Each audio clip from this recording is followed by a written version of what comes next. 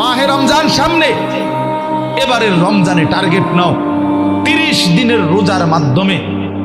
দিল থেকে আল্লাহর কাছে এইভাবে 30টা দিন হাতে গুনে তুমি আল্লাহর সাথে ওয়াদাবদ্ধ হও যে আল্লাহ 30 দিন আমি রোজা রাখবো, এবং যৌন চাহিদা,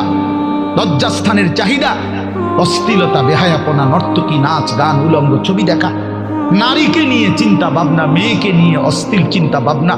অবৈধ কোনো প্রেম সম্পর্ক, হারাম কোনো রিলেশন, এই সব ত্যাগ করে বন্ধু 30টা দিন মনোযোগ দিয়া রোজা রাখো, তারাবি পড়ো, ইফতার করো, সাহারি করো, তাসবিহ পড়ো, তেলাওয়াত করো, কোনো আলেমে দ্বীনের সাথে উঠা বসা করো,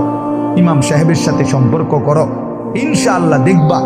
আল্লাহ চাহে তো 30 দিনের মাথায় আল্লাহ বলেন লাআল্লাকুম তাত্তাকুন, আমি আল্লাহ ওয়াদা দিলাম মোমেন তোকে মুত্তাকি বানিয়ে দেব।